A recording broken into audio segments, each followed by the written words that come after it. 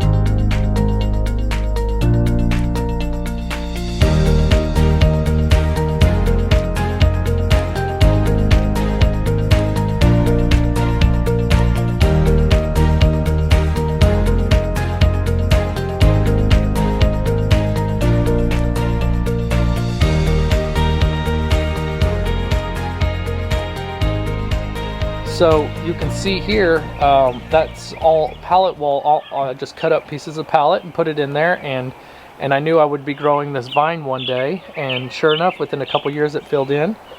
And so then I just put some little whimsical stepping stones through there, and we don't ever use that. I guess the dogs use this as the entrance and exit, but we don't ever use that space. It's just more so to block off from our hot tub and give us some privacy, because the homes that are around us kind of look down on us. It's kind of a fishbowl in this backyard.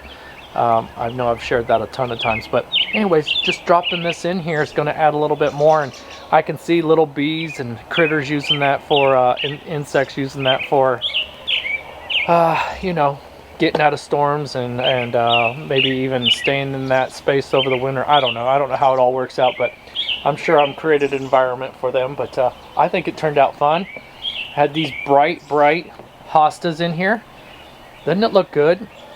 And then I used this Japanese Bloodgood to kind of add in here. And then if you can imagine, this Japanese Bloodgood is going to grow up, and I'll pan you around. So you figure that Japanese gets 15 to 20, or yeah, I think it's like 15 to 25 feet tall, and then it has like a spread of like 20 feet tall. So if you can imagine, it's going to kind of give that purple color contrast against the green and all the different textures right here, and kind of come clear over to here. So I think, you know, it's going to take some time. I really think that's going to block off a lot of what's going on in my neighbor's yard. You can see they purchased a greenhouse right there, but and then I have a swing set in the other. But I'm really trying to enclose this and kind of capture the imagination of individuals who walk in here, that you're not in, you know, a suburban landscape. So I'm on my way, but we'll see as the years go by. But yeah, right behind here I planted some honeysuckle, and then I've got some fencing that I'll bring up and kind of over here and let it grow up and kind of just hang over the front. I don't want it to block it, but I do want it to kind of hang over, so I'll set that screening back about 2 feet. And then as time goes on and progresses, when you enter back here, you'll see this feature, but you'll never see that back there. And so I think that'll be fun and help enclose this area a little bit more. But yeah, such a, you know, sweet, fun, satisfying, quick project. Got to play with the chainsaw, you know, boys and their chainsaws. So yeah, it was all in all, it was a lot of fun. This grass right here, not this grass, but this grass right here, I'll see if I can find a name and pop it up. A lot of this stuff I collected before I even was thinking about YouTube or following anybody on YouTube, so I wasn't thinking I needed names, and so I need to go back and look, and hopefully I can remember or find something that shows me what kind that is. But it's very narrow, it's straight up, and to get about 3 to 4 foot tall. And I think it's going to add so much to the garden. There's let's see, 1, 2, 3, 4, 5, 6, 7 or 8 of those in there. They were in the front yard. That was 2 clumps in the front yard. No, 3 clumps in the front yard. The trees had grown up around it. It wasn't getting the sun that it needs to perform. So before I lost any more of it, I popped it in here, and I'm sure it's going to do just fine right here. It's going to get all the sun it wants. It is under this river birch, and I know grass doesn't care for a lot of water, but still going to have to monitor it because this river birch does suck the life out of everything. And then there's this grass here. I don't know the name of it. It was just wild. It showed up. What it was when I had this water feature coming through, or this waterway coming through here, I'd get so much water that would stand. So I thought, oh cool, I'm gonna go and get some cattails from the river and I'll add it. So I added a bunch of cattails in here, and mercy, I did not know they were so aggressive, and they took over, and it was going clear over, you know, up by the bird bath up there, and the feeder, that's a feeder back there, and it got crazy. So it took me years and years to eradicate that, get it out of the garden, and so that was a mistake I made, but you live and learn, right? So anyway, I added this little pathway through here for the water to continue. So the water will come into here, and then it'll pour out into a manhole behind our fence, and it'll go out to you know waterways where the city sends it off to the ditches and stuff. So anyways, that grass is growing up there, and it's gonna get just about to the bottom. It'll flirt with that bottom layer of wood right there. I think it'll be fun. And you know me, I like rust, and I like, you know, just reusing stuff in the backyard. So if you're new to the channel, or maybe I didn't even explain this, but so this wood and that metal around there, that metal used to be flat, sitting back there in the gazebo area. So I had the gazebo back there, but I tore it out this spring or late winter, and we used to have a bunch of koi and fish in this pond back here. Well, the wood was starting to rot, and I took the gazebo out because of other issues that, I couldn't plant around it because it was so dark back there. I had wisteria on there. Anyway, my son and I parked that piece of metal right there because I could not carry it any further. It took both of us to carry it over there. It was super heavy. It's got legs on the other side. That's what's holding it kind of steady. And we were just gonna go and scrap it. And then it sat there for several days, and I thought, as I kept walking by, I was like, man, that actually looks like a pretty good piece of art. And I know art's subjective, and some of you will like it and some of you won't.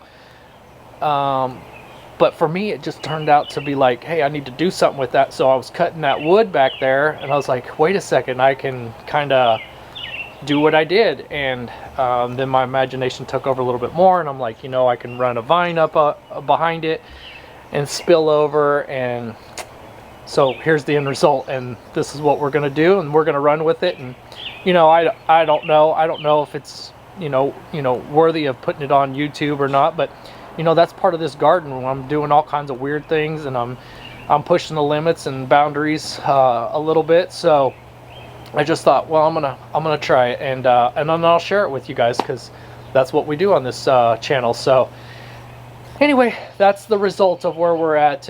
If you guys are interested in following me, hit the like, hit the subscribe, and make sure and hit the notifications. I do have that Instagram page that I put out last year or whatever it was, and it's starting to grow a little bit, but a lot of folks will comment, hey, when are you going to come back and do videos? Well, I've already done like 15 of them, but if you hit that notification, it'll pop up and let you know the next time I'm doing a video, and every time I drop one, you'll be the first to know. So I appreciate you watching the video. We'll see you around, and take care. We'll see you on the next video. Take care, everybody. Bye-bye.